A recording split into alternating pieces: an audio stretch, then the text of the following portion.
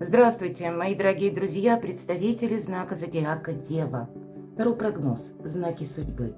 События до конца января 2026. Давайте узнаем, как меняется ваша реальность и с чем это будет связано. А для тех, кто спрашивает, почему же такой необычный период взят для видео, ретро-уран, мои дорогие, и на вас это оказывает непосредственное влияние, потому что очень символичны некоторые планетарные конфигурации, особенно для знаков стихии, Земли, ну и воды, кстати, тоже. Это где-то косвенно вам может давать подсказки, если подобные люди, персоны есть в вашем окружении. Потому что и у вас тут будет какая-то перезагрузка, и для знаков зодиака стихии воды тоже. Вот давайте узнаем, что скоро случится или произойдет, что же будет меняться в вашей жизни. И открутите киноленту собственной судьбы немножко назад, если мы говорим о ретро-уране. Тот период, который соответствовал окончанию 2024 года. Кульминация ноябрь, декабрь 24, январь 25, практически год тому назад. Вы что-то хотели осуществить, не получалось. Или не было к этому инструментов. Было желание, не было предпосылок. Может быть, это контакты с теми же лицами. Или какая-то знакомая тема. Нам, как Уран, возвращает и в этом году, и мы с этим должны определиться. Именно этот процесс начинается с 9 ноября, вот прямо сейчас, и продлится вплоть до конца января, до 4 февраля. И дальше Уран, он останется в знаке зодиака Телец еще какое-то время, чтобы вы могли в своей жизни что-то организовать, совершить, и ваша жизнь началась с более правильной ноги, определиться с чем-то, порядок организовать, какой-то новый. И дальше уже, начиная с февраля и по 26 апреля, это тот период, который перед вами раскроет, как и зачем все это предыдущее было нужно, так и для вас даст больше уверенности на последующий период жизни. Вот давайте с вами узнаем, куда вас заведет судьба. Знаки судьбы как подсказки. Что нужно услышать, что важно знать. Может быть, придет какая-то нужная информация. Или правда, мои дорогие, откроется. Все происходит не случайно. Все для нас причина и следствие. Это имеет принципиальное значение, ну, для каждого из нас. Но и важно строить правильные социальные связи, правильное окружение. Это будет важно на очень длительный последующий период времени. Поэтому, может, нам тут что-то и не нравится, мои дорогие, но придется что-то переигрывать, передумывать. Итак, первая карта. Что вы вычеркнули из своей жизни, а это к вам вернется? Дежавю, ретро-уран. В чем вы, мои дорогие девы, поставили точку? Ну нет, наверное, не точка, а какое-то многоточие или запятая. Что прояснится? Какая правда откроется? Что для вас станет абсолютно ясным, понятным? Или к чему это все идет? И три карты, три знака судьбы. Первое, куда заведет судьба, энергия, чему нужно уделить внимание, или, в принципе, те энергии, которые, или вопросы, может быть, сфера жизни, то, что будет преобладать, чем вы будете активно заниматься. Второй знак судьбы, что вам хотят передать высшие силы, что нужно услышать, важно принять во внимание.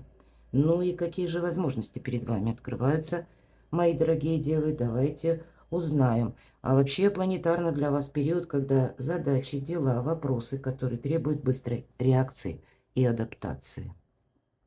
Быстрой реакции и адаптации. Какой-то инновационный подход. Даже в рутинных делах. Мы куда-то не пойдем, как не вернемся в прошлое. Может быть, хоть я и сказала дежавю, но это как с новой позиции. С правильной ноги, опять же. Что-то вам нужно, может быть, пересмотреть, продолжать. Может быть, неопределенности в рабочих каких-то процессах, в согласованиях, кстати, мои дорогие. Потому что это ведь структура башни, это какой-то порядок. Вот тот порядок, который был, а теперь это не может так продолжаться. Нам, ну, наверное, вы будете видеть, что если я буду действовать, как и прежде, я ничего не добьюсь. Но прообраз башни ведь вообще-то, если мы говорим о Таро, первые карты, это была тюрьма. Двоякая такая карта по значению. С одной стороны, нам себя сложновато на это перестроить, потому что ваш знак – это знак стабильности. И как раз организация порядка. Вы люди очень трудоспособные, вы люди надежные. И сложновато, потому что именно меняется какая-то структура, может быть, и мироуклад. Мы можем столкнуться с такими внешними событиями, которые связаны как раз с людьми, обстановкой, внешним каким-то фоном, который на нас оказывает влияние, давление, и нам с этим что-то нужно делать.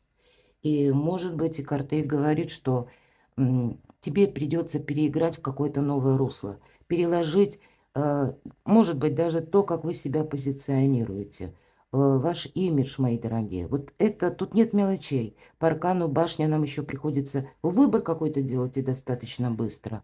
Но, если мы говорим, второй момент, структура, та, которая не может уже работать, от которой нет толку. Как будто сколько ты не продолжай, ну нет какого-то смысла, да, если мы говорим, что это как тюрьма. Да, мы к чему-то привыкли, мои дорогие. И вот этот порядок, мироуклад, он как будто рушится. Мы не можем это остановить, да и нет смысла. По этой карте идет именно трансформация какая-то, которую запускают в действие высшие силы.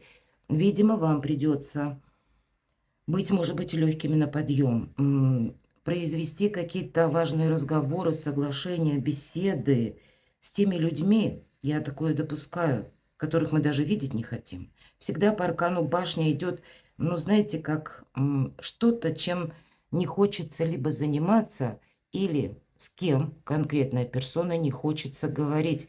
И вот ведь что интересно, в правом верхнем углу, это у нас колода Чиро Маркетти, кстати, Таро снов. А сон – это интеллект, это интуиция. И, в принципе, интуиция – это тандем интеллекта и пережитого опыта. Вот должны сложить в какой-то красивый узор.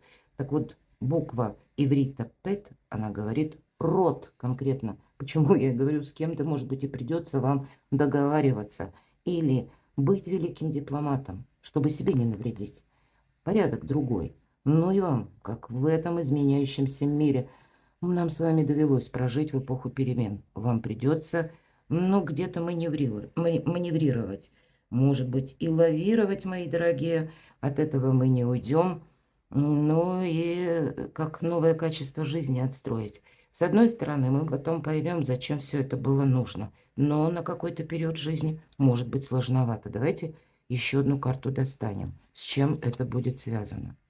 А вот смотрите, как будто карта готовит нас к тому, что будет давление на вас. Причем такое, ну, активное, я бы даже сказала.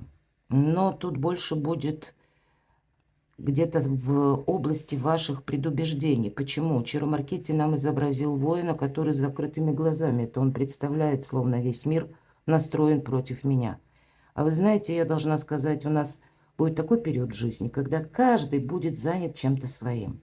Нам может казаться, что, ну, люди, да, над нами как бы давлеют или буквально давят, но это не потому, что они именно нас хотят как-то переделать, перестроить, а потому что их какие-то задумки, они, по крайней мере, могут видеть, что могут решиться как раз их задумки, мечты или что-то, какое-то дело. И если они на нас надавят, так это посильнее, поактивнее. И поэтому не включиться в какие-то распри, в выяснение отношений. Но точно так же, мои дорогие девы, не включиться в какую-то многозадачность, которая, опять же, нужна людям, а не вам. Два знака, точнее, в левом верхнем углу знак Марса, активности. Тут сил как будто достаточно, но нужно очень хорошо осознавать, куда вы эти силы будете прилагать. Но карта конкретно, семерка жезлов, отступи полшага назад.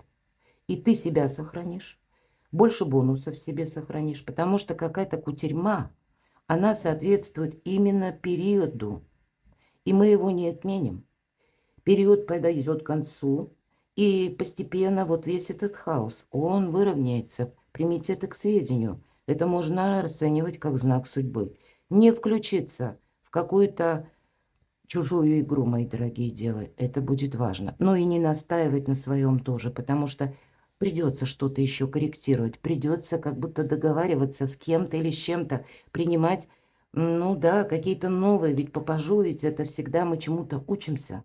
Новые эмоции. Может быть, попажу кубков у кого-то буквально дела, которые связаны с детьми, с семьей. Но ведь это всегда весть, радостная весть, она все равно к вам придет. Вот несмотря на какие-то метаморфозы, так или иначе, будет, видимо, пространство выстраивать какую-то траекторию, когда вы, правда, получаете более добрые вести, когда вы себя уже можете поблагодарить, что выдержали какой-то период. То есть даже если в какой-то момент до конца января вам будет казаться, что, ну, как-то лихо закручивается история, или события очень быстро разворачиваются, поверьте, пройти, ну, как вот событиями судьбы, не пытаться плыть против течения, а проскользить именно по этим волнам, и вы себе скажете спасибо, потому что следом будут и добрые вести.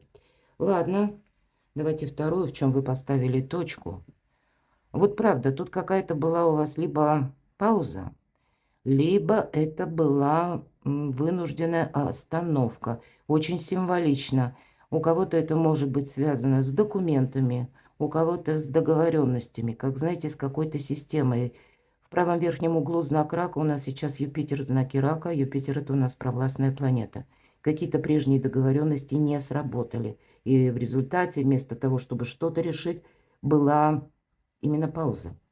Или мы не могли действовать как прежде, или нам создали такие условия, или обстоятельства мы в них оказались и вынуждены были ожидать. Может быть, вы уже были где-то готовы, да, к каким-то более активным событиям, но по этой карте не представлялось это сделать возможным. С чем это было связано?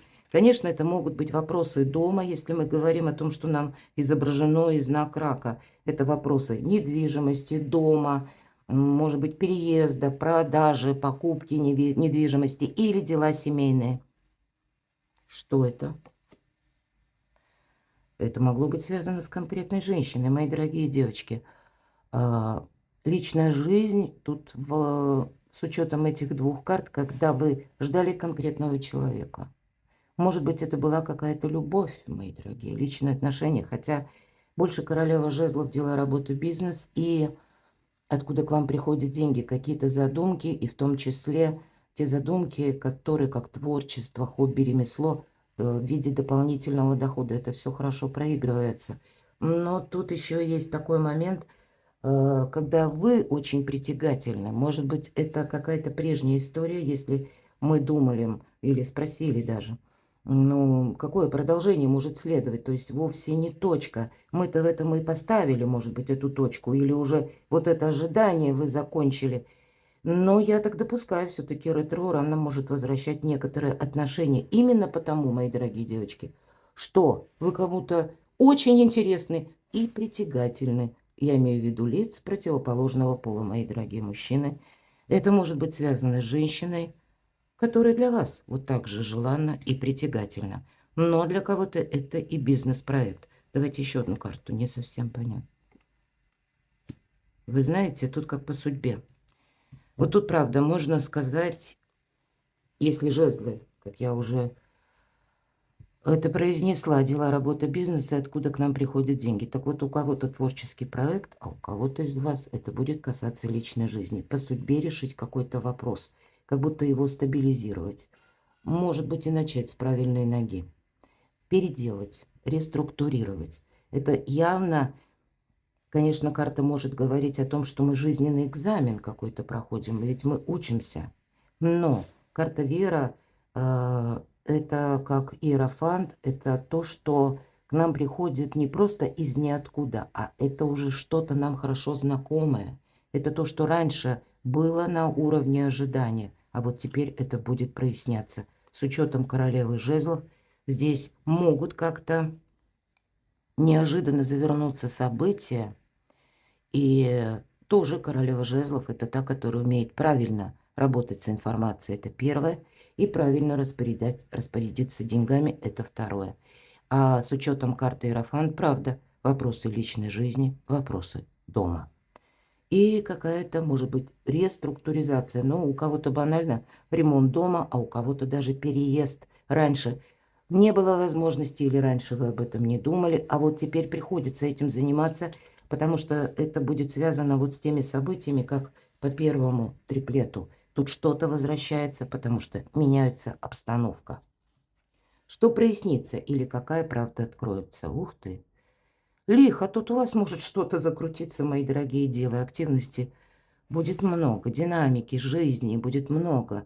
Может быть, переездов, перемещений. И не теряй время. Вот еще одна карта говорит, если здесь трансформация, а тут буквально не упусти время, потому что ведь с одной стороны Чиро Маркетти прорисовал маленькое колесо, вот этот винтик, да, который нам дает возможность, это как инициация каких-то перемен, которые, может быть, начинаются даже с какого-то маленького шага или какие-то предпосылки, которые мы слышим даже в средствах массовой информации. Здесь нужно переложить на новые рельсы или так обдумать, увидеть на пару шагов вперед, как это или что это может для меня лично означать. Потому что для вас это может как раз означать, пусть даже выглядит эта обстановка, смотрите, а также это, кстати, для кого-то из вас может быть вот эта башня. Это не ваша башня, как бы не ваша трансформация, а это происходит, может быть, с теми людьми, которые входят в состав вашего ближайшего окружения или ваших ближайших контактов. Но это каким-то образом воздействует и на вас. Может быть, это и внешние события, но для вас даже камни с неба, мои дорогие, для вас это как дорога к фортуне. Почему карта и говорит, не теряй время, потому что тоже скорость. Мы знаем, раз колесо идет наверх сначала, а потом будет неизбежен спад. Так вот, это основа, вот этот маленький винтик, это и стабилизация число 4. И нам Чиро Маркетти прорисовал как два золотых дельфинчика. Это где-то как рыбы, мои дорогие. Может быть, а рыбы это перемещение, путешествие, активность, да, но в той или иной мере и деньги, вопросы финансов. Вот что прояснится по теме финансов, по теме вашего местонахождения, где вы планируете, может быть на последующий период времени. Ну и да тут все что угодно может быть. Если личная жизнь, вот это тоже какие-то стабилизирующие вопросы, или это то, что вы хотите именно для себя как фундамент создать, чтобы вот потом это с правильной ноги уже продолжалось. Но тут по этому аркану как будто высшие силы помогают. Все-таки фортуна, когда выпадает эта карта, на вашей стороне. Так что ж там прояснится по фортуне? Вот конкретно какие-то прежние страхи. То, в чем вы сомневались. А для вас это что? А для вас это приятные эмоции. Вот ни в одной нет колоде таких карт, как дворцы. Это то место, где мы пребываем. Но она холодная, эта карта. Ее так прорисовал Чиро Маркетти. Поэтому от вас тут потребуется действительно или больше внимания, что прояснится, какая правда откроется. Прояснятся некоторые вопросы по части личной жизни. И причем на это мы смотрим более рационально. Здесь не время, знаете, как на каком-то импульсе вообще принимать решение. Почему? Потому что может нам казаться, что где-то даже стабилизировался тот или иной вопрос, ваш проект или какая-то тема. А все же нам карты говорят о чем? Что тут может что-то меняться, мои дорогие. Может меняться, причем быстро, отчасти совершенно неожиданно. И вам вот эти энергии такие, когда мы говорим «холодная голова» или «спокойная обстановка», вот вы к ней идете, мои дорогие, но вам для этого как будто изучить себя. Почему и карта холодная? Это хладнокровное изучение самого себя и собственных эмоций. То есть сама по себе карта будет для вас, мои дорогие девы, говорить: хоть тут и башня, тут и есть какие-то метаморфозы, но я уже сказала, Паш кубков. Следом, у каждого тут по-разному, будут добрые вести. И может быть вам по судьбе вот этот экзамен, себя перестроить, перестроить свою жизнь приходится, но вы себе потом говорите спасибо. Вы пусть изучаете вот эти свои эмоции или где-то не просто сдерживаем, да, себя сдерживать очень сложно. Может быть, мы прощаем себя за какие-то ошибки и идем вперед. Где-то мы учимся не настаивать И ведь эта карта будет говорить, от этого всего вы выигрываете. Вы именно от собственного спокойствия или когда вам приходится держать, мои дорогие девы, в какой-то период до конца января марку. А такой лихой поворот судьбы происходит. Или, знаете, ну, как за рулем авто вы едете и слепой поворот. Поворачивать нужно, а что там, мы пока не видим. Так вот потом вы себе говорите спасибо, потому что обстановка спокойная. Понимаете? И добрые вести после какого-то хаоса, перезагрузки и спокойная обстановка. Вот зачем все это было нужно. Ладно, давайте перейдем. Куда же вас заведет судьба? Первый знак судьбы. Ой, вообще добрая очень карта. Солнце в Скорпионе. Ну, очень так где-то символично. Ноябрю месяцу. И, безусловно, интуиция. Но, знаете, тут вернутся, наверное, те вопросы, если мы, в принципе, от дежавю. И останутся те люди, которые вам по судьбе.